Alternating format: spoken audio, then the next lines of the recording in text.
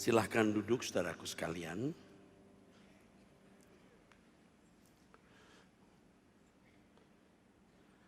Bapak Ibu, saudara-saudaraku sekalian, dalam lingkungan orang beragama, berbicara mengenai hukum selalu dihubungkan dengan perintah. Hukum selalu dihubungkan dengan peraturan atau syariat. Berbeda dengan kebenaran Injil. Kalau kita teliti dengan cermat, Alkitab bukan hanya menunjukkan adanya hukum dalam arti perintah atau peraturan atau syariat. Tetapi Alkitab juga menunjukkan hukum dalam arti tatanan, kodrat, natur, atau ketetapan secara mutlak untuk sebuah keteraturan. Dalam kehidupan fisik di alam ini juga terdapat adanya hukum-hukum. Dan itu mengikat, mengatur secara mutlak. Seperti hukum gravitasi, hukum Archimedes, hukum relativitas, hukum polaritas, aerodinamika, dan lain sebagainya. Nah, yang saya sebut ini hukum juga, tetapi lebih terkait dengan tatanan, order, atau bisa berarti sebuah ketetapan, sebuah mekanisme, sistem yang bersifat mutlak untuk sebuah keteraturan. Hukum-hukum alam ini bukan berbicara mengenai peraturan, saudaraku. Bukan bicara mengenai perintah yang ditujukan langsung kepada manusia untuk ditaati. Tetapi hukum-hukum ini berbicara mengenai fakta kehidupan yang harus dipahami dengan benar dan dihargai. Mau tidak mau manusia harus tunduk kepadanya. Sebab seperti yang tadi saya katakan mengikat. Hukum dalam arti ini lebih tepat disebut tatanan. Tatanan bertalian dengan sistem yang bersifat tetap, yang bersifat mutlak atau absolut. Terhadap hukum-hukum tersebut, tidak bisa tidak manusia harus menyesuaikan diri dengan menundukkan diri bukan melanggarnya. Dalam hal ini dapat dipahami betapa terbatasnya keberadaan manusia kepada hukum-hukum alam yang diciptakan oleh Sang Khalik. Manusia harus tunduk. Tentu apalagi kepada Dia yang menciptakan. Dari pengertian dan penghargaan terhadap hukum-hukum alam tersebut, manusia harus taat. Tidak bisa dan memang tidak boleh menghindarinya. Mengapa tidak bisa dihindari? Sebab memang semua itu merupakan fakta yang bertalian langsung dengan hidup manusia. Oleh sebab itu manusia harus memahami hukum-hukum tersebut. Lalu bisa menemukan lagi hukum-hukum yang memang sudah didesain oleh Allah. Semakin banyak ditemukan hukum-hukum itu, maka makin bermanfaat bagi kesejahteraan hidup manusia. Ditemukan hukum Archimedes, orang bisa menciptakan atau membuat kapal. Dengan menemukan hukum aerodinamik, orang bisa menaklukkan jarak. Jarak yang tadinya harus ditempuh berbulan-bulan, sekarang bisa ditempuh dalam beberapa belas jam. Saudaraku sekalian, sebagaimana manusia harus memahami secara mutlak hukum-hukum alam yang bertalian dengan hidup manusia, manusia juga harus memahami hukum-hukum kehidupan yang bertalian dengan Allah. Yang ini bukan hanya bermanfaat untuk kehidupan sementara di bumi, tapi juga bermanfaat untuk kekekalan. Hukum kehidupan ini bisa disebut hukum rohani. Hukum rohani memuat fakta-fakta dalam alam rohani yang pasti membawa dampak dalam kehidupan jasmani dan segala aspeknya. Dan manusia tidak dapat terpisah dari hukum ini. Sebagaimana hukum-hukum alam itu mengikat, hukum-hukum rohani juga mengikat. Sebab hukum-hukum rohani itu mengalir dari pribadi agung Elohim Yahweh, Allah Abraham, Ishak dan Yakub, Allah Bapa kita dan Tuhan kita Yesus Kristus. Hukum rohani ini tidak lebih rendah nilainya dari hukum alam yang kelihatannya bisa dibuktikan secara sains. Hukum-hukum alam bisa dibuktikan. Kalau benda ini lepas dari topangan jatuh ke tanah, itu hukum gravitasi.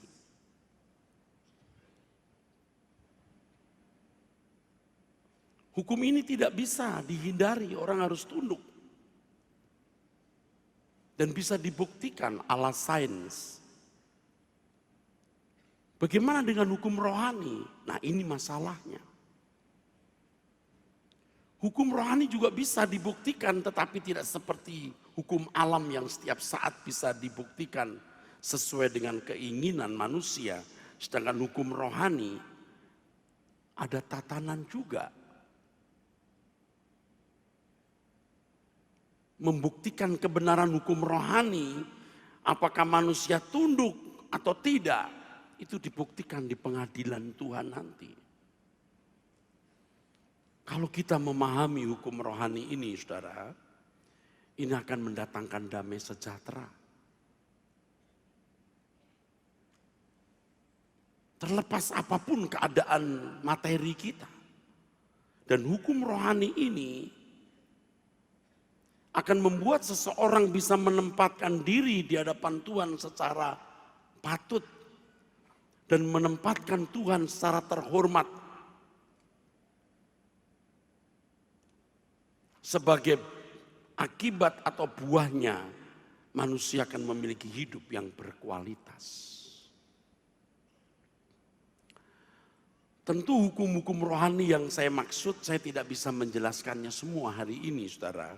Saya hanya menunjukkan fakta-fakta itu. Seperti hukum tabur tuai. Apa yang ditabur orang itu juga akan dituainya. Itu mengalir dari diri Allah. Anda tidak bisa menghindari.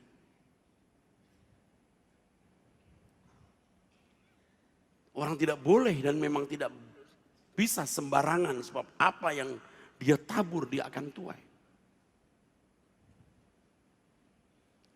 Terkait dengan hukum tabur tuai, kita menemukan fakta di mana Tuhan tidak menyelesaikan masalah Adam di Taman Eden.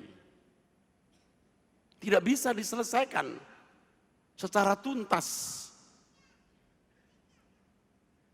Karena Allah tidak bisa mengampuni tanpa ada korban. Walaupun sementara binatang yang dikorbankan. Tapi Alkitab berkata darah binatang tidak bisa menyucikan.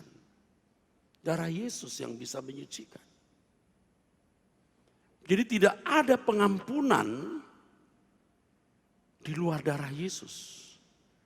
Tidak ada keselamatan di luar Kristus. Jadi kalau saudara membaca hoax yang mengatakan saya mengajarkan ada keselamatan di luar Kristus, itu fitnah. Hanya kita bermartabat. Tidak usah membalas, nanti jadi ricuh. Kalau ada orang mengatakan saya tidak percaya Yesus itu Tuhan dan Allah sendiri, itu fitnah.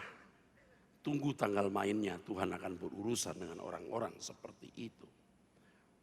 Sebab gereja kita, gereja suara kebenaran Injil, pengakuan imannya itu pengakuan iman rasuli yang mengaku Yesus adalah Tuhan. Dan dia adalah Elohim atau Allah sendiri atau Yahweh. Jadi jangan ambil sepotong lalu menganalisa. Kembali, tidak ada keselamatan di luar Kristus.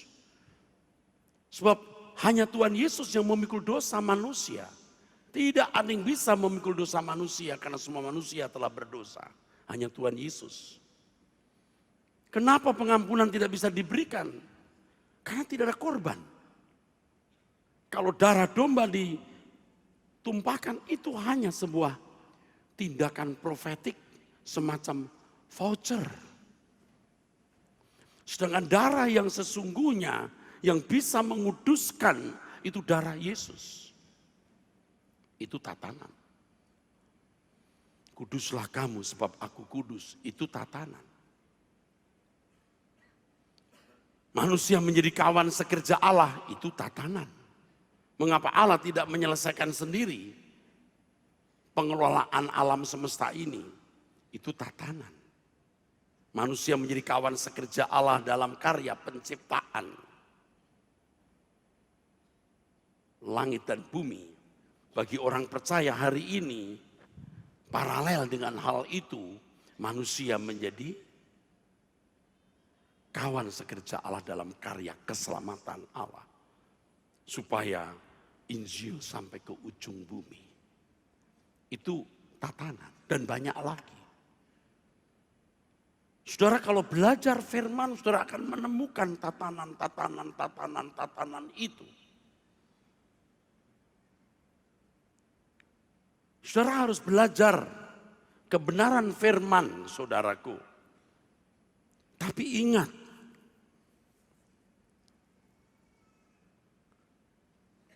saudara harus mendengar dari sumber yang benar. Karena Alkitab itu multi tafsir. Memiliki potensi untuk ditafsirkan sesuka-sukanya. Ibarat peramu, sumbernya memang Alkitab. Tapi kalau meramunya salah, tidak menjadi obat tapi racun. Dari tadi pagi saya berkhotbah tentang panggilan setiap orang harus memiliki pengalaman dengan Tuhan dalam perjumpaan pribadi dengan Tuhan. Supaya bisa membedakan siapa yang patut saudara dengar, siapa yang tidak patut saudara dengar. Please saudara bergaul dengan Tuhan. Minta pimpinan Roh Kudus, Tuhan pasti berbicara. Sebab setiap peramu, dalam tanda kutip penafsir Alkitab, akan mengatakan penafsirannya itu yang paling benar. Dengan dia mengatakan itu tidak bisa tidak, berarti yang lain salah. Itu konsekuensi logis dan tidak bisa dihindari. Tetapi jangan menyebut orang lain sesat, apalagi menyebut nama, itu melanggar etika, kehidupan dan bahkan melanggar hukum, saudara. Dan orang santun yang bermartabat tidak akan melakukan hal itu. Jadi kalau saudara mengatakan ini hijau, itu pasti bukan warna hijau, warna yang lain. Itu konsekuensi logis, saudaraku. Dan saya menganjurkan saudara untuk bergaul dengan Tuhan. Menyiapkan waktu tiap hari minimal 30 menit berdoa. Hidup tidak bercacat, tidak bercela. Dengan hati yang haus dan lapar akan kebenaran. Rindu untuk bisa memiliki kehidupan yang tidak bercacat, tidak bercela. Saudara sungguh-sungguh mencari Tuhan. Lewat setiap pengalaman hidup menemukan hikmat-hikmat Tuhan di dalamnya. Saudara akan lebih sering mendengar suara Tuhan di dalam hatimu. Saudara harus betul-betul memperkarakan gereja mana yang saudara patut kunjungi. Dan pendeta mana yang patut saudara dengar yang merupakan juru bicara Tuhan. Setiap orang yang berdiri di mimbar ini mengatasnamakan Tuhan. Siapapun dia akan berbicara selama Tuhan, ya juru bicara Tuhan. Masalahnya apakah benar-benar dia juru bicara Tuhan? Dan kalau saudara mau mendapatkan verifikasi apakah seseorang juru bicara Tuhan atau tidak. Yang pertama, buah hidup orang itu. Yang kedua, buah hidup orang yang mendengar firman atau buku yang dia baca atau khutbah yang dia sampaikan. Kalaupun itu belum terverifikasi, terpaksa nunggu nanti di pengadilan Tuhan. Saudaraku sekalian, hukum rohani menyangkut ketetapan yang Allah tentukan yang berasal dari pribadi Allah. Allah Bapa yang Maha Kudus, yang Maha Bijaksana, yang Maha Adil.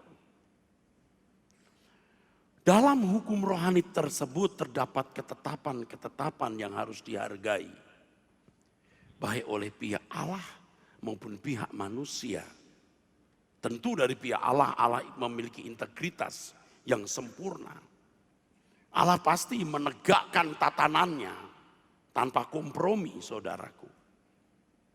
Allah pasti konsekuen terhadap tatanan atau hukum yang ditetapkannya. Menjadi semacam rule of life. Rule of life.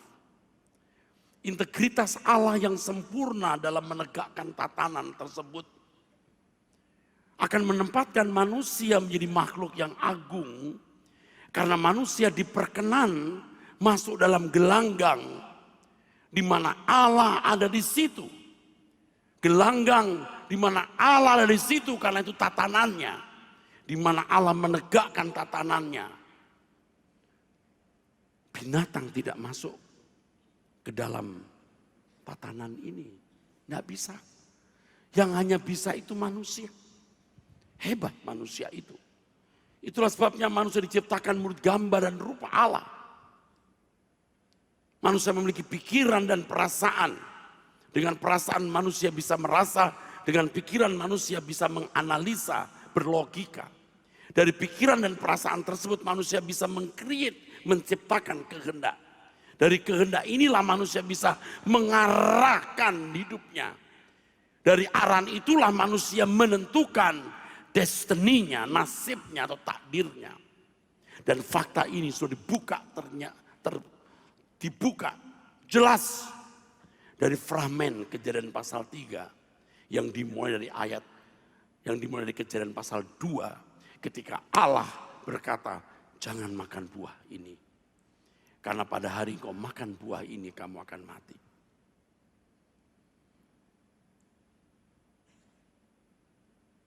Itu tatanan. Dan ketika manusia tidak mengikuti apa yang ditentukan oleh Elohim, Yahweh, Allah, maka manusia harus menuai apa yang dia tabur. Manusia harus diusir. Terpisah dari hadirat Allah. Ini tatanan. Saya menyampaikan hal ini kepada saudara-saudara sekalian agar Bapak Ibu, saudara-saudara sekalian tidak main-main dengan hidup ini. Kita hidup di satu semesta di mana ada majikan agung, ada penguasa yang menetapkan tatanan dan tatanan itu mengalir dari dirinya. Tidak menghargai tatanan itu berarti tidak menghormati dia. Sebab tatanan itu mengalir dari dalam dirinya.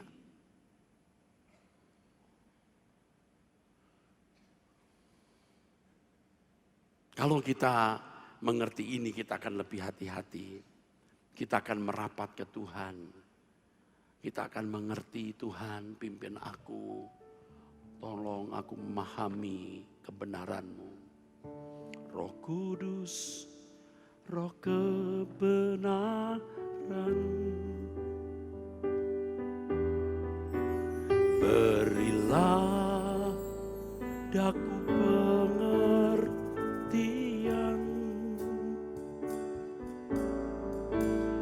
supaya ku paham kebenaran-Mu dan ku tetap hidup di dalamnya. Roh Kudus,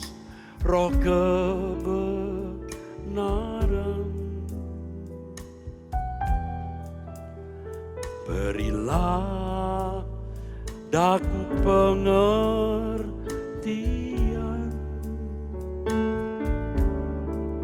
supaya ku pahami kebenaran dan ku tetap hidup di dalamnya. Firman-Mu ya Tuhan menuntunku sempurna, terang bagi jalanku.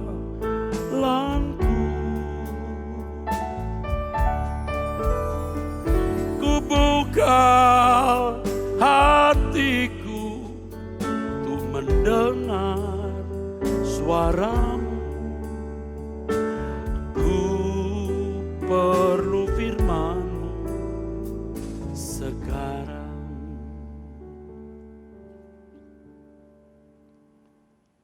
Betapa berartinya kita hadir seperti saat ini mendengar firman yang benar. Saudara harus menangkap dengan hati dan minta pimpinan Roh Kudus untuk menemukan orang-orang yang patut berbicara, yang mengubah hidup saudara. Tentu saya harus mengatakan, coba saudara mendengar khotbah saya di YouTube. Tapi tolong jangan dipotong. Sebab kalau dipotong lalu dianalisa, orang bisa gagal paham lalu bisa merusak seluruh bangunan kebenaran. Ini zaman medsos. Jadi orang bisa teruji untuk menjaga tangannya, karena sebab bukan hanya mulut yang ngomong, tangannya juga bicara. Sehingga bisa memurnikan kesucian seseorang, tapi sebaliknya mematangkan kejahatan. Siapapun bisa bicara apa saja. Tapi tentu sebagai anak-anak Tuhan, anak-anak Allah yang bermartabat, kita tidak melakukan hal yang tidak patut. Orang lain boleh melakukan, kita jangan. Bapak Ibu, dengarkan khotbah saya di YouTube. Rasa mengubah hidup saudara tidak. Seperti saat ini, kalau saudara bisa menangkap pesan ini, saudara bisa mengerti. Sebagai manusia harus tunduk kepada tatanan hukum alam. Ada tatanan hukum rohani yang bersumber pada Allah. Supaya kita tidak sembarangan, tidak sembrono. Makanya lagu tadi itu, Roh Kudus, Roh kebenaran, berilah daku pengertian, supaya ku pahami kebenaran-Mu dan ku tetap hidup di dalamnya. Firman-Mu ya Tuhan menuntunku sempurna, terang bagi jalanku. Ku buka hatiku untuk mendengar suara-Mu. Ku perlu firman-Mu sekarang.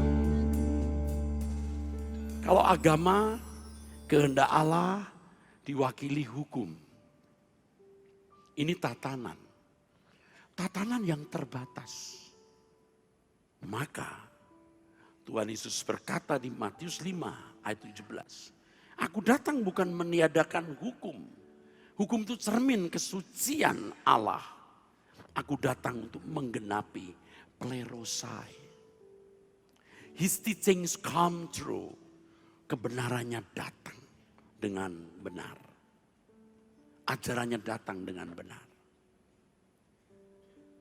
Kehidupan orang percaya melakukan kehendak Allah. Kehendak Allah tidak diwakili hukum. Tetapi Tuhan sendiri lewat Roh Kudus di dalam diri kita. Maka kalimat lagu ini tadi. Firman-Mu ya Tuhan menuntunku sempurna. Maksud firman di sini bukan hanya logos tapi rema. Manusia hidup bukan hanya dari roti tapi dari setiap rema. Iman datang dari pendengaran oleh rema. Firman yang keluar dari mulut Allah. Kalau kalimat keluar dari mulut manusia, belum tentu keluar dari hatinya. Sebab bisa tidak satunya kata dan hati. Tapi kalau keluar dari mulut Allah, pasti dari hatinya. Itu berarti firman keluar dari hati Tuhan. Yang melalui Roh Kudus yang dimeteraikan dalam diri kita akan menuntun. Jangan ambil keputusan ini. Jangan ucapkan kata itu. Jangan buat itu melukai. Pasti menuntun. Tetapi kalau hanya berdasarkan hukum yang tertulis, orang bisa menunjukkan dirinya benar dengan berbagai alasan. Tetapi kalau dalam tuntunan Roh Kudus, suara yang menuntun kita presisi, saudara.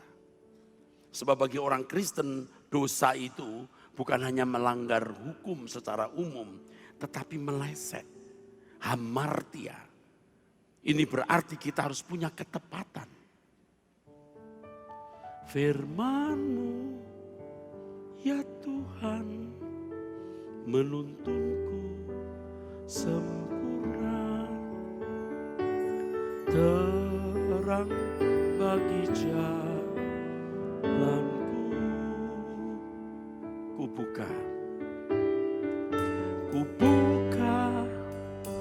hatiku untuk mendengar suara-Mu. Ku perlu firman-Mu selalu. Firman-Mu ya Tuhan, katakan mari bersama. Firman-Mu ya Tuhan, menuntunku sempurna, terang bagi jalanku. Katakan, ku buka hati, hatiku untuk mendengar suara-Mu. Ku perlu firman-Mu, perlu firman selalu. Katakan firman-Mu ya Tuhan, firman-Mu ya Tuhan, menuntunku sempurna, terang bagi jalanku. Ku buka hati, katakan, ku buka hatiku untuk mendengar suara-Mu. Ku perlu firman-Mu, ku perlu firman-Mu selalu. Suara nyanyikan dengan keras, firman-Mu ya Tuhan, firman menuntunku sempurna, terang bagi jalanku, bagi jalanku. Ku buka hatiku Tuhan, ku buka hatiku untuk mendengar suara. Ku perlu firman-Mu, ku perlu firman-Mu sekarang. Firman-Mu ya Tuhan, sekali lagi, angkat tanganmu saudara yang mau. Yang mau angkat tangan-Mu. Arahkan hatimu kepada Tuhan. Sempurna, terang bagi jalanku. Ku buka hatiku, ku buka hatiku untuk mendengar suara-Mu. Ku perlu Tuhan, ku perlu firman-Mu selalu. Kalau orang-orang Kristen yang baru dan orang-orang beragama pada umumnya, itu berorientasi pada hukum, pada tatanan etika yang tertulis dan dipahami sebagai perintah, peraturan atau syariat. Tetapi orang percaya yang dewasa berorientasi pada hukum dalam pengertian kodrat. Natur, ketetapan. Inilah yang membuat orang percaya bukan hanya melakukan hukum, not just to do, but to be. Memang secara hukum harus baik dulu, saudaraku. Secara hukum harus baik dulu. Orang yang masih berantakan moralnya, jangan bicara menjadi sempurna. Itulah sebabnya Yohanes Pembaptis dikatakan mempersiapkan jalan bagi Tuhan. Sebab secara hukum orang-orang Yahudi harus bertobat dulu dan menunjukkan buah-buah pertobatan sesuai hukum. Makanya ketika ada orang Farisi, ahli Taurat mau dibaptis, Yohanes Pembaptis berkata, hasilkan buah pertobatan. Tentara Romawi mau minta dibaptis, berhenti dari memeras orang dan cukupkan dirimu dengan gajimu. Tunjukkan buah pertobatan. Ia mempersiapkan jalan bagi Tuhan. Orang Israel harus berbalik kepada Tuhan dengan melakukan hukum sesuai nafasnya, jiwanya. Bukan sekedar legalistik formalitas. Tetapi ketika masuk ke dalam kehidupan sebagai orang percaya, wah, ini lebih tinggi lagi karena Tuhan menjadi hukumnya. Itulah sebabnya dalam Matius pasal 5 ayat yang ke-20 yang tadi saya khotbahkan pada siang hari.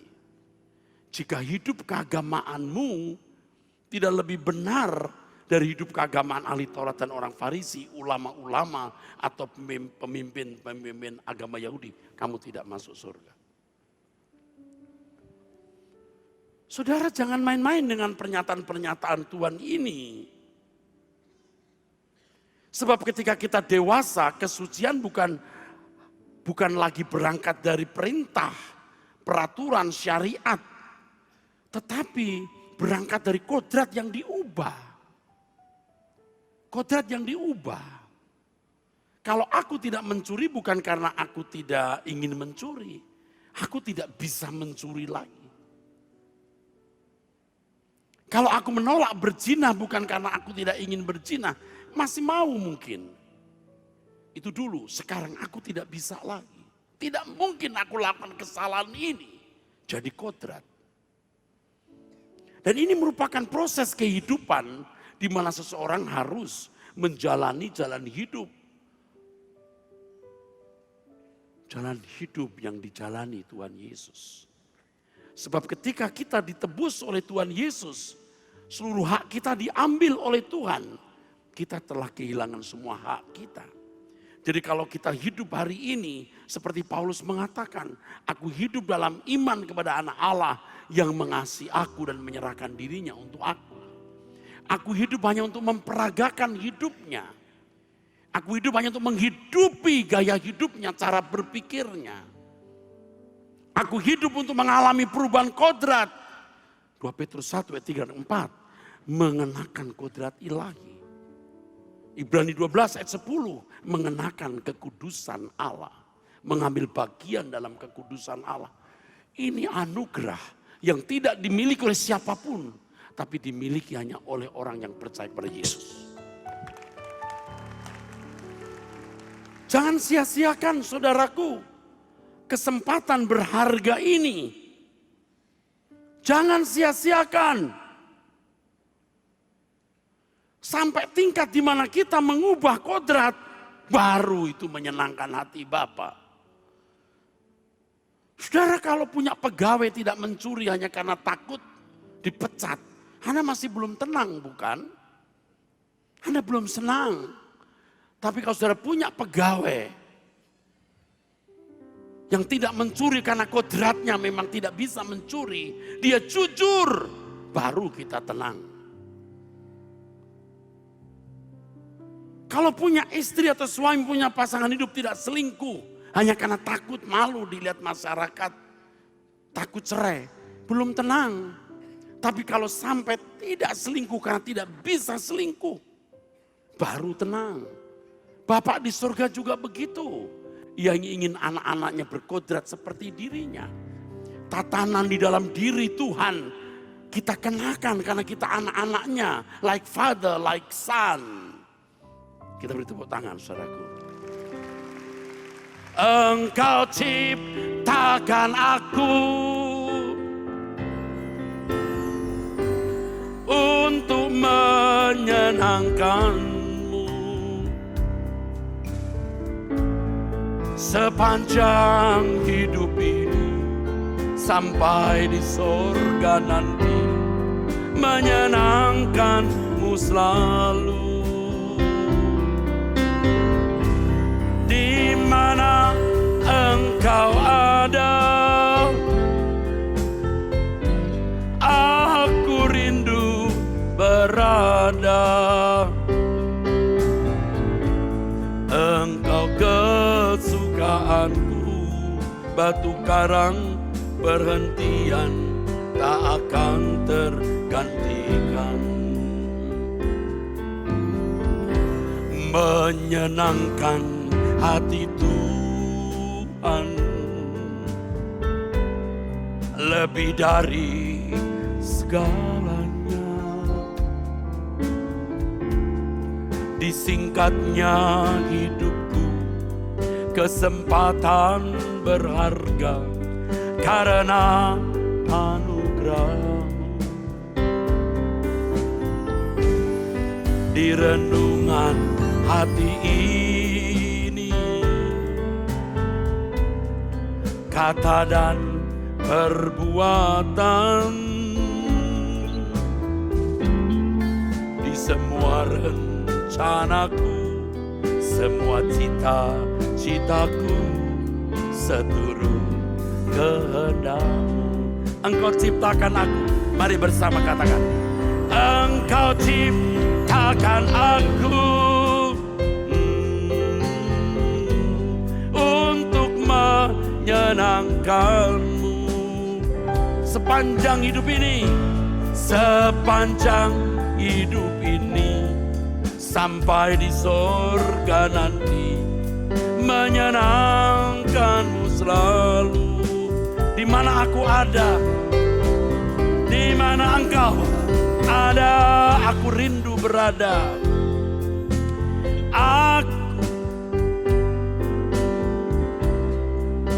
Engkau kesukaanku, Engkau kesukaanku, batu karang perhentian tak akan tergantikan. Mari bersama, Engkau ciptakan aku. Engkau ciptakan aku untuk menyenangkan-Mu, untuk menyenangkan. Sepanjang hidup ini, sepanjang hidup ini, sampai di sorga nanti, menyenangkan-Mu selalu. Semua nyanyikan, di mana Engkau ada.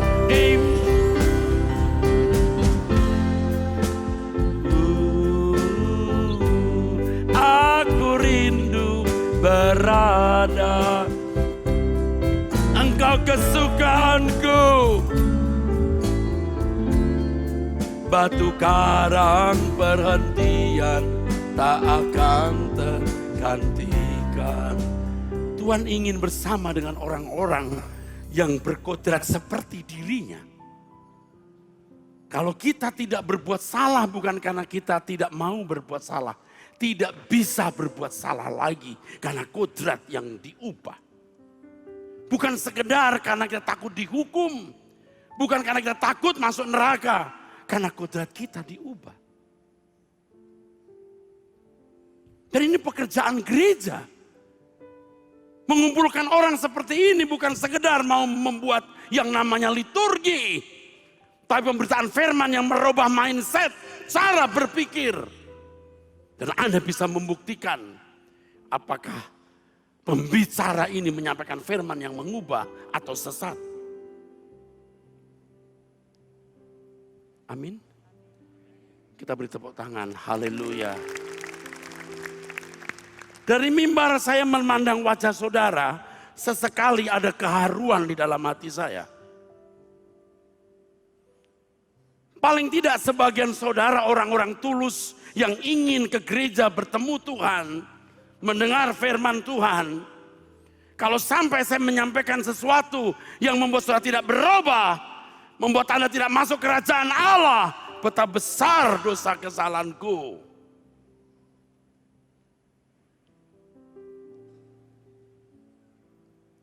Oleh sebab itu jangan hanya mengerti,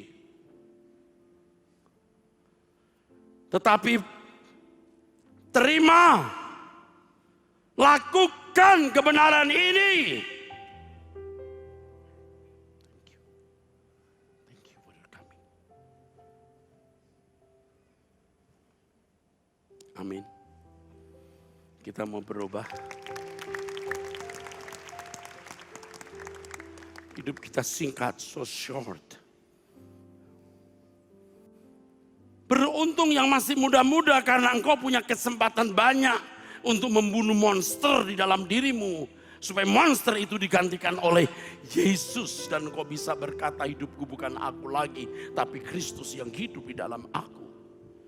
Kita tidak bisa berkata di mana engkau ada, aku rindu berada. Kalau kita belum layak menjadi mempelai Tuhan.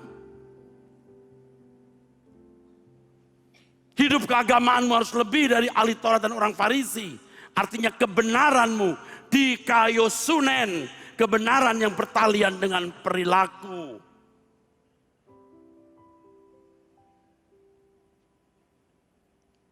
Ayo kita berubah. Ada keharuan dalam hati saya ketika memandang saudara. Sesekali ada keharuan di dalam hati saya memandang saudara. Paling tidak sebagian saudara orang-orang yang tulus. Aku berdiri di mimbar ini bukan karena saya mau menerima amplop. Kiranya Allah menjauhkan saya dari niat itu. Bukan supaya saya punya pengajaran saudara ikuti. Siapa aku? Aku tidak punya pengajaran. Yang ku sampaikan adalah kebenaran firman Tuhan. Tidak ada maksud apapun. Kalau gembala sedang saudara membuka pintu dan saya bisa berdiri di mimbar ini. Karena Tuhan yang mengendakinya. Engkau ciptakan aku. Katakan kepada Tuhan. Untuk menyenangkanmu. Sepanjang hidup ini. Sampai surga nanti. Menyenangkanmu selalu. Di mana engkau ada, aku rindu berada. Diberkatilah saudara. Tuhan tuntun hidupmu sampai di langit baru, bumi baru. Engkau ciptakan aku. Ciptakan aku.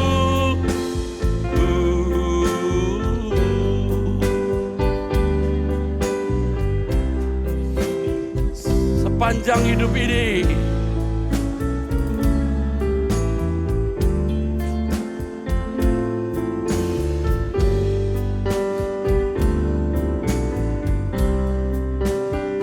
Katakan dengan tegas kepada Tuhan. Di mana engkau ada, aku rindu berada. Engkau kesukaanku, batu karang perhentian tak akan tergantung. Di mana engkau ada, angkat tanganmu. mana engkau ada? Di mana engkau ada? Aku rindu berada di masyarakat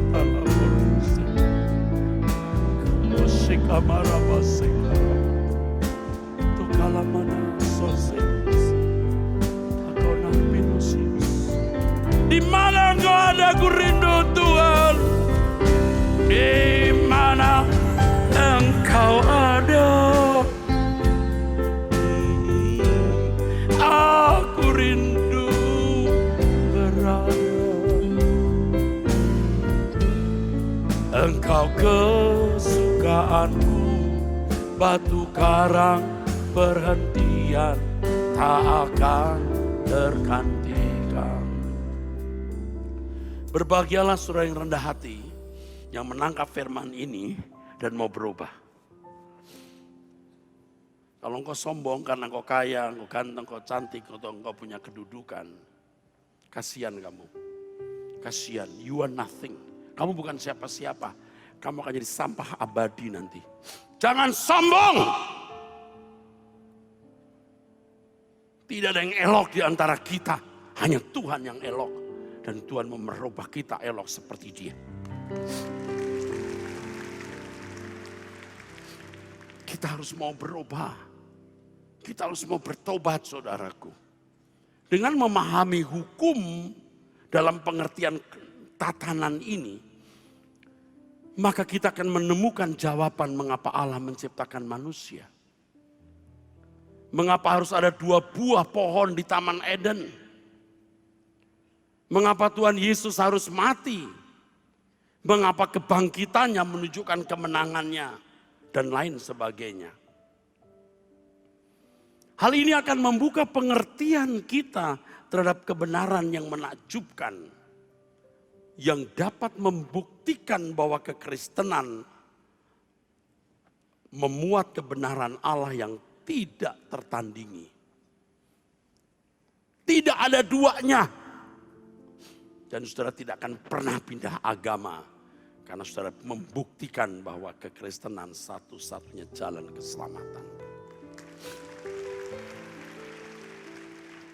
Kebenaran-kebenaran yang kita bisa teguk,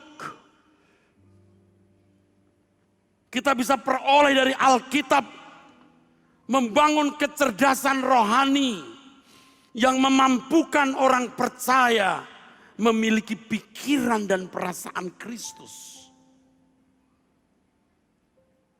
Saudara yang saya kasihi dalam Tuhan, yang dikasihi Tuhan, maksud pembahasan saya mengenai tatanan ini, tatanan Allah ini, agar kita dapat menjalani hidup dengan benar, sesuai dengan hukum kehidupan yang harus benar-benar kita perhatikan dengan serius.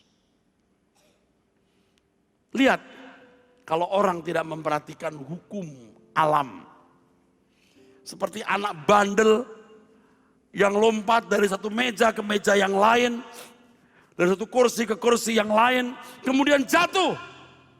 Rasain. Makanya nak, kamu tidak bisa sembarangan. Ada hukum gravitasi. Kalau seseorang tidak memperhatikan hukum alam, maka akan celaka. Demikian pula kalau seseorang tidak memperhatikan dan tunduk kepada hukum-hukum rohani, akan binasa. Hukum kehidupan kita adalah Allah sendiri. Itulah sebabnya kita harus mengenal Dia. Di dalam 2 Petrus pasal 1 ayat 3 dan 4, firman Tuhan mengatakan, oleh pengenalan akan Dia, kita mengenakan kodrat ilahi. Mengenal Tuhan berarti mengenal tatanan tertinggi yang membawa manusia kepada kesucian seperti kesuciannya. Tapi ingat, jangan puas hanya karena kita memiliki gelar sarjana teologi, magister teologi atau doktor teologi. Allah itu tidak cukup dinalar dan dimasukkan ke dalam tulisan atau perpustakaan. Allah itu hidup real, nyata. Dia bukan seperti barang di museum. Tapi dia hidup yang harus kita alami, di mana kita bisa berinteraksi dengan hubungan interpersonal yang nyata. Sebab kalau hanya mereka yang sekolah teologi yang bisa mengenal Tuhan, saudara celaka. Sebatas yang Anda bisa capai, semampunya yang saudara bisa capai, jadi kapital modal di mana saudara bisa berinteraksi dengan Tuhan. Jangan merasa hanya kami para pendeta yang bisa berinteraksi dengan Tuhan karena memiliki ilmu teologi. Kadang-kadang teologi justru membuat seseorang menjadi sombong. Dia merasa sudah mencapai Tuhan dengan nalarnya, padahal Tuhan tidak cukup dinalar. Tuhan harus dialami, dan kalau orang mengalami Tuhan pasti hidupnya tidak bercacat.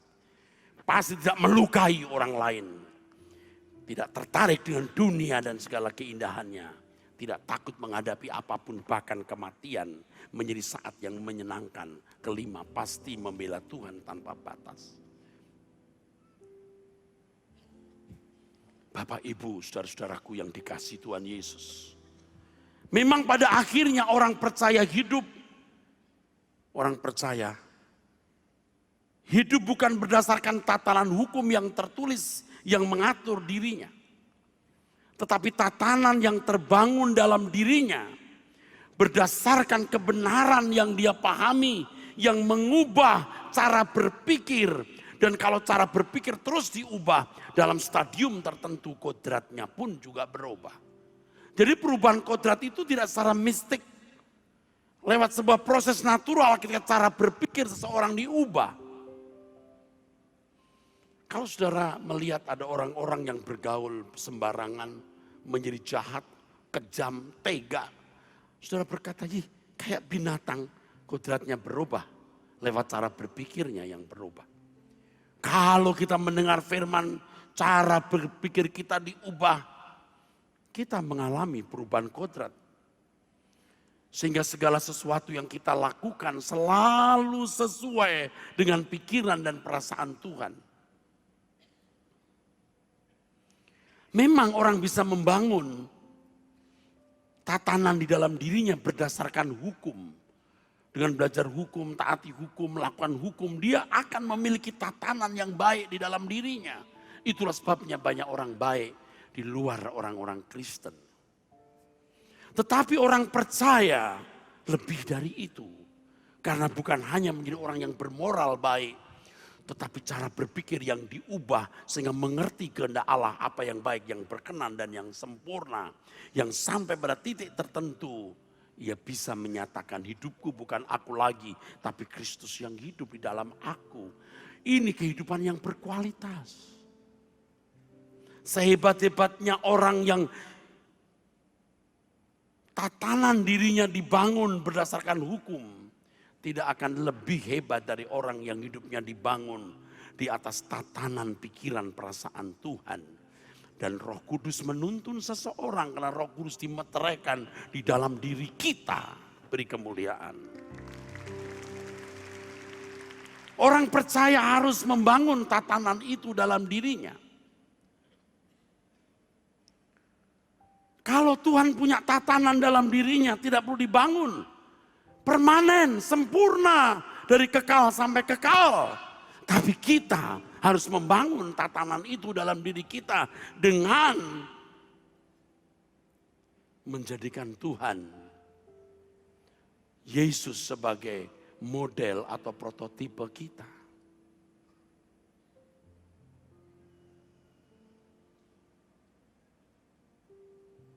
Kita bersyukur kita memiliki Tuhan Yesus. Dia adalah anak Allah. Dia adalah Elohim sendiri. Yang menjadi manusia, yang menjadi model manusia yang dikehendaki Allah. Jadi ketika manusia jatuh dalam dosa, kehilangan kemuliaan Allah, saudaraku. Tidak mencapai standar tatanan Allah. Tapi bukan berarti manusia jadi biadab seperti binatang. Manusia bisa baik. Walaupun manusia sebagian besar biadab. Tetapi kemudian hukum diberikan. Dan Tuhan melestarikan hukum di dalam hati manusia, Roma pasal 2 ayat 12 sampai 16 atau 14 sampai 16. Di mana-mana juga ada tatanan hukum dalam diri manusia. Misalnya orang tua harus dihormati, membunuh itu tidak boleh, menghargai milik orang lain, menjunjung tinggi perkawinan. Di mana-mana karena Allah menulis Tauratnya di hati manusia. Sebagian manusia juga tentunya ada yang sudah biadab. Tapi sebagian manusia baik, sebagian manusia. Dan ketika Tuhan memberikan hukum di Gunung Sinai, ternyata 10 perintah Allah itu sinkron, paralel dengan banyak hukum yang dimiliki bangsa-bangsa. Dan itu membuktikan bahwa Allah yang benar itu Allah Israel, Allah Abraham, Ishak dan Yakub. Tapi hukum itu diberikan kepada manusia yang telah kehilangan kemuliaan Allah, yang tidak bisa mencapai standar kesucian Allah, supaya tidak punah. Yesus datang bukan untuk meniadakan hukum, Yesus datang untuk menggenapi hukum itu. Plerosai. Dan kita orang-orang yang hidup di zaman perjanjian baru, kita memiliki kesempatan untuk dipulihkan, untuk mencapai kemuliaan Allah yang hilang itu. Oleh sebab itu Tuhan berkata, hidup keagamaanmu, kebenaranmu harus lebih dari ahli Taurat dan orang Farisi.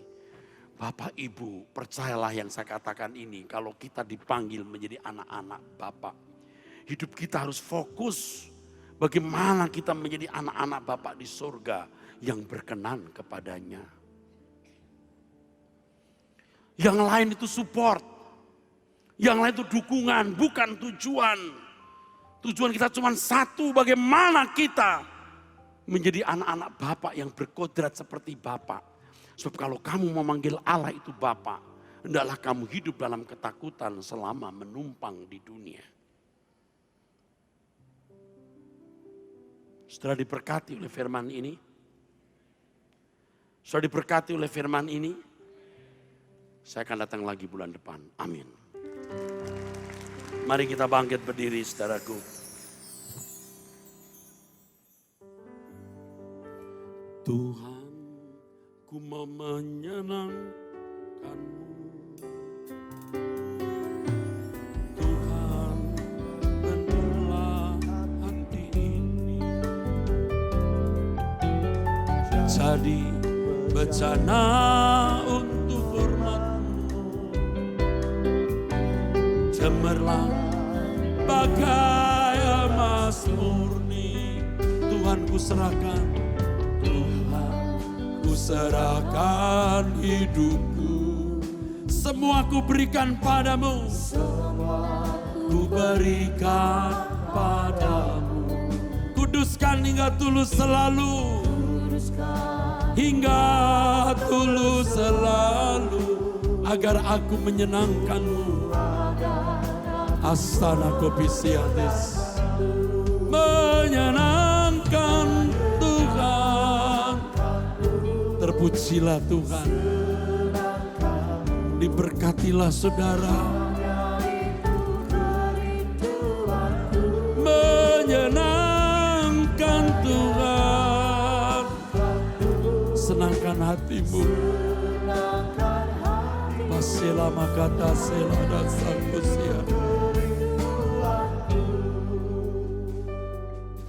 Saudara sudah mendengar pembahasan ini walaupun belum selesai sebenarnya. Tapi jika Tuhan berkenan saya akan lanjutkan nanti pada jam yang sama tapi di hari yang berbeda. Tidak ada maksud apa-apa, hanya rindu kita semua mau berubah. Menghabiskan sisa umur hidup kita untuk layak menjadi mempelai Kristus. Berapa banyak saudara yang mau angkat tanganmu, mari bersama tujukan ke atas. Diberkatilah saudaraku. Saya bukan siapa-siapa, saya juga bukan orang hebat. Saya hanya pelayan yang menyampaikan firman. Tapi kepadamu yang mengangkat tangan saya berdoa, Bapa berkati tangan-tangan ini, orang-orang yang mengangkat tangan ini. Bapa, aku minta perlindungan-Mu untuk mereka. Kami mengangkat tangan, kami serahkan hidup kami ke dalam tangan Bapa. Kami mohon perlindungan Bapa dari diri kami sendiri dan semua akibat kesalahan kami. Lindungi kami dari diri kami sendiri, dari kuasa gelap dan roh jahat, dari pengaruh dunia sekitar kami, dari malapetaka, bencana, sakit, penyakit yang tidak membawa kami kepada kedewasaan. Dan lindungi kami dari orang-orang yang bermaksud jahat kepada kami. Kami tidak membalas dendam. Kami anggap sudah selesai, karena itu urusanmu.